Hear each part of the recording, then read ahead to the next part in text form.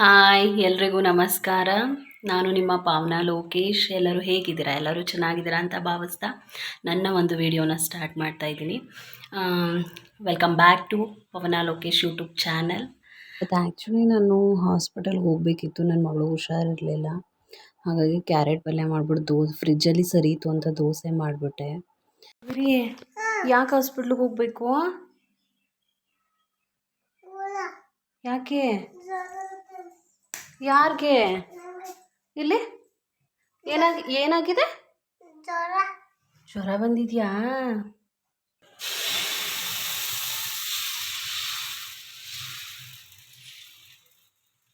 Right ಹ್ಯಾಂಡಲ್ಲಿ phone ಹಿಡ್ದಿದ್ದೀನಿ ಅಂತ left ಹ್ಯಾಂಡಲ್ಲಿ dosa ಬಿಡ್ತಾ ಇದ್ದೀನಿ ನಾನು. ತಿಂದೆಲ್ಲ ಆಗಿ ಕೆಲಸ ಎಲ್ಲ ಮುಗಿಸಿ ಹಾಸ್ಪಿಟಲ್ಗೆ ಹೊರಟಿದ್ದೆ. ಆಲ್ಮೋಸ್ಟ್ 11 ಆಗಿತ್ತು. ಹಾಸ್ಪಿಟಲ್ಗೆ ಹೊರಟಿದ್ದೆ. ನನ್ನ ಮಗಳು ಕೂಡ ಬಾ ಹೋಗೋಣ ಅಂತಲೇ ಇದ್ಲು.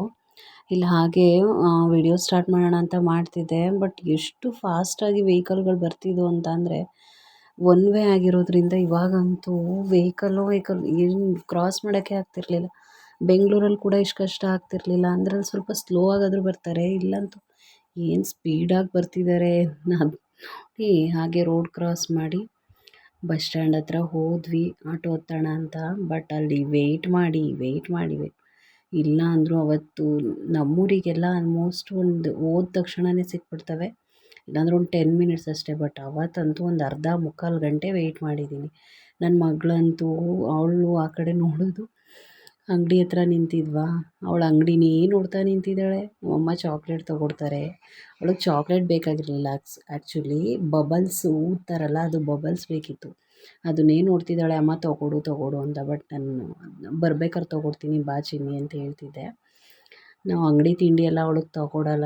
ನಾನಂತೂ ಅಂಗಡಿ ತಿಂಡಿ ಏನೂ ತೊಗೊಡಲ್ಲ. ಬಟ್ ಅವಳಿಗೆ ಅಂಗಡಿ ತಿಂಡಿ ಚಾಕ್ಲೇಟ್ ಬೇಕು, ಲಾಲಿಪಾಪ್ ಬೇಕು ಅಂತ ಕೇಳ್ತಾ ಇದ್ಲು. ನಾನೇನು ತೊಗೊಡ್ಲೂ ಇಲ್ಲ. ಅವಳಿಗೆ ಗೊತ್ತು ನಮ್ಮಮ್ಮ ಏನೂ ತೊಗೊಡಲ್ಲ ಅಂತ. ಅದಕ್ಕೆ ಅವಳು ಮುಂಚೆನೇ ಬಬಲ್ಸ್ ತೊಗೊಡು, ನನಗೆ ಏನೂ ಬೇಡ ಅಂತ ಬಬಲ್ಸ್ದು ಕೇಳ್ತಿದ್ಲು. ಆಮೇಲೆ ನಾನು ಬರ್ಬೇಕಾದ್ರೆ ತೊಗೊಟ್ಟೆ ಅವಳಿಗೆ ಅಲ್ಲಿ ಕೇರ್ಪೇಟೆಲ್ಲೇ.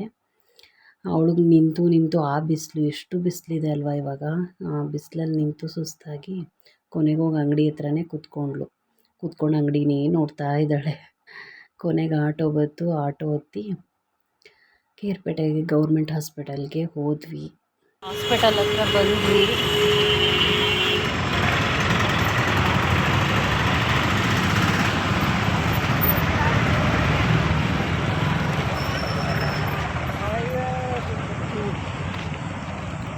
KRಪೇಟೆ ಹಾಸ್ಪಿಟಲ್ ಹೇಗಿದೆ? ಇದೇ ನೋಡಿ ಕೇರ್ಪೇಟೆ ಗೌರ್ಮೆಂಟ್ ಹಾಸ್ಪಿಟಲ್. ಕೊನೆಗೂ ಬಂದ್ವಿ. ನನ್ನ ಮಗಳು ಕರ್ಕೊಂಬಂದೆ. ಬಟ್ ಬೇಜಾರಾಯಿತು, ಯಾಕೆಂದರೆ ಅವತ್ತು ಪೀಡಿಯಾಟ್ರಿಷನ್ನೇ ಇಲ್ಲ. ಇನ್ನು ಲೀವ್ ಇತ್ತು ಅಂತ ಅಂದ್ಬಿಟ್ಟು ಅವತ್ತು ಬಂದಿರಲಿಲ್ಲ ಅವ್ರು ಯಾರು. ಕೊನೆಗೆ ಜನರಲ್ ಡಾಕ್ಟ್ರಿಗೆ ತೋರಿಸ್ಕೊಂಡು ಹೋದೆ. ಶಿರಾಪೇನೋ ಬರ್ಕೊಟ್ರು. ಶಿರಾಪ್ ತೊಗೊಂಡು ಹಾಗೆ ತರಕಾರಿ ತೊಗೋಬೇಕಾಗಿತ್ತು ಅಂತ ಮಾರ್ಕೆಟ್ಗೆ ಹೋದೆ. ಅಲ್ಲಿ ಸ್ವಲ್ಪ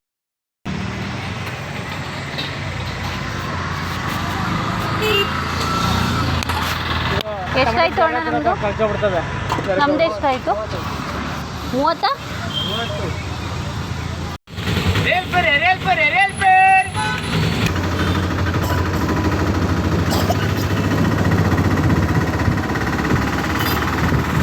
ಹಲೋ, ಕೇರ್ಪೇಟೆಗೆ ಹೋಗಿ ಹಾಸ್ಪಿಟಲ್ಗೆ ಹೋಗಿ ಅಲ್ಲಿಂದ ಬಂದಾಯಿತು. ಮಕ್ಕಳು ಕರ್ಕೊಂಡು ನಿಜ ಇಲ್ಲಿಗೂ ಹೋಗೋಕ್ಕಾಗಲ್ಲ. ಆಲ್ಮೋಸ್ಟ್ ಒಂದು 2 ಅವರ್ಸ್ ಆಯ್ತೇನೋ ನಾನು ಆಚೆ ಹೋಗಿ. ಸಖತ್ ಬಿಸಿಲು, ತುಂಬ ಬಿಸಿಲಿದೆ, ಸೆಕೆ. ಅಲ್ಲಿ ಆಚೆ ಓಡಾಡೋಕ್ಕೂ ಕೂಡ ಆಗ್ತಿರ್ಲಿಲ್ಲ. ಅದು ಅಲ್ಲದೆ ಡಾಕ್ಟರ್ ಬೇರೆ ಇರಲಿಲ್ಲ, ಯಾರು ಪೀಡಿಯಾಟ್ರಿಷನ್ ಇಲ್ಲದೆ ಇರೋದ್ರಿಂದ ಜನರಲ್ ಡಾಕ್ಟ್ರ್ ಯಾರೋ ಇದ್ದರು, ಅವ್ರಿಗೆ ತೋರಿಸ್ದೆ. 3 ಇಯರ್ಸ್ ಇರೋದ್ರಿಂದ ಆಗುತ್ತೆ, ಏನು ಪೀಡಿಯಾಟ್ರಿಷನ್ನೇ ಬೇಕು ಅನ್ನೋದೇನಿಲ್ಲ. ಬಟ್ ಇರ್ತಾರೆ ಅಂದ್ಕೊಂಡೆ ಹೋಗಿದ್ದು, ಇರಲಿಲ್ಲ. ಹಾಗೆ ಯೂಟ್ಯೂಬರ್ ಚಂದನ್ ಇದ್ದಾರಲ್ಲ, ಅವ್ರದ್ದು ಅರಮನೆ ಕಲೆಕ್ಷನ್ಸ್ ಇದೆ, ಅದೊಂದು ಶಾರ್ಟ್ ವಿಡಿಯೋ ತಗೊಳ್ಳೋಣ ಅಂತ ಅಂದ್ಕೊಂಡೆ. ಇವಳನ್ನ ಕೈಯಲ್ಲಿ ಹಿಡ್ಕೊಂಡು ಅಲ್ಲಷ್ಟು ದೂರ ನಡ್ಕೊಂಡು ಹೋಗೋಕ್ಕಾಗಲ್ಲ. ಹಾಗೆ ಇಲ್ಲೇ ಹಾಸ್ಪಿಟಲ್ ಮನೆಗೆ ಬಂದ್ವಿ. ದಯವಿಟ್ಟು ಯಾರ್ಯಾರು ಸಬ್ಸ್ಕ್ರೈಬ್ ಆಗಿಲ್ಲ ಸಬ್ಸ್ಕ್ರೈಬ್ ಆಗಿ. ಯಾಕೆಂದರೆ ಒಂದು ವೀಡಿಯೋ ಕ್ರಿಯೇಟ್ ಮಾಡೋದ್ರಿಂದ ತುಂಬ ಕಷ್ಟ ಇರುತ್ತೆ. ಒಂದು ವಿಡಿಯೋ ಅದನ್ನು ಶಾರ್ಟ್ಸ್ನ ತೆಕ್ಕೋಬೇಕು ಅಂದರೆ ಯಾರೇನು ಅಂದ್ಕೊಳ್ತಾರೋ, ಯಾರೇನು ಅನ್ಕೋತಾ ಇರ್ತಾರೋ ಅಂತ. ಕ್ಯಾಮ್ರಾ ಹಿಡಿಬೇಕಾದ್ರೆ ಸುಮ್ಮನೆ ಎಲ್ಲ ಕಡೆ ಕ್ಯಾಮ್ರಾ ಹಿಡಿಯೋಕ್ಕಾಗಲ್ಲ, ಯಾಕೆಂದರೆ ಅವ್ರದ್ದೇ ಒಂದು ಪ್ರೈವೇಸಿ ಇರುತ್ತೆ. ಎಲ್ಲರೂ ಯೂಟ್ಯೂಬಲ್ಲಿ ಬರ್ತೀವಿ ಅಂತ ಏನು ಆಸೆ ಪಡಲ್ಲ. ಯಾಕೆಂದರೆ ನಾವು ಇಲ್ಲ ನಮ್ಮದು ತೆಗಿಬೇಡಿ ಅನ್ನೋರು ಇರ್ತಾರೆ. ಓ ನಮ್ದು ಹಾಕಿದಾರಲ್ಲ ಇವರು ನಮಗೆ ಕೇಳಿಲ್ಲ ಅನ್ನೋರು ಇರ್ತಾರೆ. ಅಷ್ಟೆಲ್ಲ ಪ್ರಾಬ್ಲಮ್ಸ್ ಮಧ್ಯೆ ನಾವು ವೀಡಿಯೋನ ಕ್ರಿಯೇಟ್ ಮಾಡಬೇಕು. ದಯವಿಟ್ಟು ವೀಡಿಯೋನ ಸಬ್ಸ್ಕ್ರೈಬ್ ಮಾಡ್ಕೊಳ್ಳಿ, ಲೈಕ್ ಮಾಡಿ, ಕಮೆಂಟ್ ಮಾಡಿ. ಯಾರೆಲ್ಲ ವೀಡಿಯೋನ ನೋಡ್ತೀರಾ ಆಲ್ಮೋಸ್ಟ್ ಸಬ್ಸ್ಕ್ರೈಬ್ ಮಾಡಿಕೊಂಡು ವೀಡಿಯೋನ ನೋಡಿ ಪ್ಲೀಸ್. ಇಷ್ಟ ಆಯಿತು. ನೋಡೋಣ ಯಾವತ್ತಾದರೂ ಕೇರ್ಪೇಟೆಗೆ ಹೋದಾಗ ಅರಮನೆ ಕಲೆಕ್ಷನ್ಸ್ ಒಂದು ಶಾರ್ಟ್ ವಿಡಿಯೋ ಬರಬೇಕು ಅಂತ ಅಂದ್ಕೊಂಡಿದ್ದೀನಿ. ತಕ್ಕೊಳ್ಳೋಣ.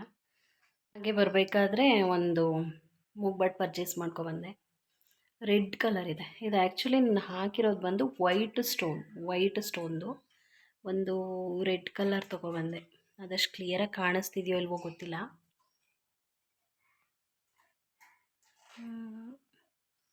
ಈ ಥರ ರೆಡ್ ಕಲರ್ಗೆ ವೈಟ್ ಸ್ಟೋನ್ ಬರುತ್ತೆ, ಚೆನ್ನಾಗಿದೆ. ಇದೊಂದು ಮೂಗ್ಬಟ್ಗೆ 1100 ರೂಪಿ.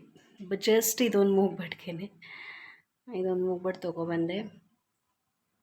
ಇರಲಿ ಇನ್ನೊಂದಂತ ಹೇಳೋಕ್ಕಾಗಲ್ಲ ಯಾವಾಗ ಮುರಿದೋಗುತ್ತೆ ಅಂತ, ಇರಲಿ ಅಂತ ಫಸ್ಟೇ ತೆಗ್ದಿಟ್ಕೊಂಡೆ. ನಾವಂತೂ ನನ್ನ ಮಕ್ಕಳನ್ನ ಆಲ್ಮೋಸ್ಟ್ ನಾವು ಹುಟ್ಟಿದಾಗಂತೂ ತುಂಬ ದೊಡ್ಡ ಖರ್ಚಾಗಿದೆ ಹಾಸ್ಪಿಟಲ್ಗೆ.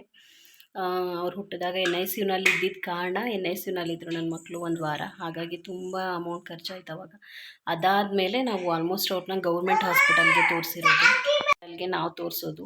ಅದಾದಮೇಲೆ ಆಲ್ಮೋಸ್ಟ್ ಮುಂಚೆ ಶಶಿಧರ್ ಅಂತಿದ್ರು, ಅವರು ತೋರಿಸ್ತಿದ್ವಿ.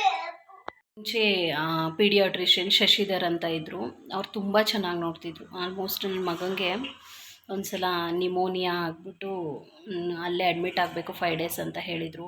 ಕಫ ಜಾಸ್ತಿ ಇದೆ, ನಿಮೋನಿಯಾ ಥರ ಆಗಿದೆ ಅಂತ. ಆಮೇಲೆ ರಿಕ್ವೆಸ್ಟ್ ಎಲ್ಲ ಮಾಡ್ಕೊಳಕ್ಕೆ ಬೆಳಿಗ್ಗೆ ಸಂಜೆ ಬಂದು ಇಂಜೆಕ್ಷನ್ ತೊಗೊಳ್ಳಿ ಅಂತ ಹೇಳಿದ್ರು. ತುಂಬ ಚೆನ್ನಾಗಿ ನೋಡ್ತಿದ್ರು. ಇಲ್ಲಾಂದರೂ ಅದಕ್ಕೆ ಪ್ರೈವೇಟ್ಗೆ ಹೋಗಿದ್ರೆ ಒಂದು 10,000 20,000ವರೆಗೂ ಮಾಡೋರೇನೋ. ಆಲ್ಮೋಸ್ಟ್ ಗೌರ್ಮೆಂಟ್ ಹಾಸ್ಪಿಟ್ಲಲ್ಲಿ ಪರವಾಗಿಲ್ಲ, 1,000 ಒಳಗಡೆನೇ ನಮಗೆ ಮುಗೀತು. ನೆಬುಲೈಸ್ ಮಾಡಲಿಕ್ಕೆ ಹೇಳಿದರು. ಬಟ್ ಗೌರ್ಮೆಂಟ್ ಹಾಸ್ಪಿಟಲ್ ಯಾವಾಗಲೂ ಗೌರ್ಮೆಂಟ್ ಹಾಸ್ಪಿಟ್ಲಿಗೆ ಹೋಗಿ ಅಂತಲ್ಲ, ಯಾವಾಗಲೂ ಪ್ರೈವೇಟ್ಗೆ ಹೋಗಿ ಅಂತಲ್ಲ, ಬಟ್ ನಮ್ಮ ಹೆಲ್ತ್ ಮೇಲೆ ಡಿಪೆಂಡು, ಗೌರ್ಮೆಂಟ್ ಹಾಸ್ಪಿಟ್ಲಲ್ಲಿರೋ ಫೆಸಿಲಿಟಿಗಳ ಮೇಲೆ ಡಿಪೆಂಡು. ಬಟ್ ಗೌರ್ಮೆಂಟ್ ಹಾಸ್ಪಿಟ್ಲಲ್ಲಿರೋ ಮೆಡಿಸಿನ್ ಆಗಲಿ ಏನೇನು ಗೌರ್ಮೆಂಟಿಂದ ಬಿಡ್ತಾರೋ ಅದನ್ನೆಲ್ಲ ಯೂಸ್ ಮಾಡ್ಕೊಳ್ಳಿ. ತಕ್ಷಣವೇ ಪ್ರೈವೇಟಿಗೆ ಹೋಗಿ ಸುಮ್ಮನೆ ಅಮೌಂಟೆಲ್ಲ ಕಳ್ಕೊಬೇಡಿ. ಏಕೆಂದರೆ ಮಿಡಲ್ ಕ್ಲಾಸ್ ಫ್ಯಾಮಿಲಿಯವ್ರಿಗೆ ಸ್ವಲ್ಪ ಅಮೌಂಟು ತುಂಬ ದೊಡ್ಡದೇನೆ. ಆದಷ್ಟು ಗೌರ್ಮೆಂಟ್ ಹಾಸ್ಪಿಟಲಲ್ಲಿರೋ ಫೆಸಿಲಿಟಿಗಳನ್ನ ಯೂಸ್ ಮಾಡ್ಕೊಳ್ಳಿ.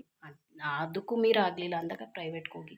ಏಕೆಂದರೆ ನಾವು ಅದರಿಂದ ತುಂಬ ಮುಂಚೆ ಎಲ್ಲ ಅಷ್ಟು ನಾವು ಇದು ಮಾಡಿಲ್ಲ, ಬಟ್ ನಮ್ಮ ಮಕ್ಳು ಹುಟ್ಟಿದಾಗ ಪ್ರೈವೇಟ್ಗೆ ಹೋಗಿ ನಾವು ತುಂಬ ದುಡ್ಡು ಕಳ್ಕೊಂಡಿದ್ದೀವಿ.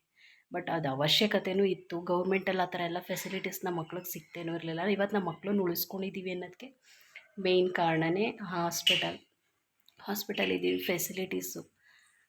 ಅಲ್ಲಿಗೆ ಹೋಗಿದ್ದಕ್ಕೇ ಇವತ್ತು ನಮ್ಮ ಮಕ್ಕಳು ಆರೋಗ್ಯವಾಗಿ ನಮ್ಮ ಕೈಲಿರೋದು.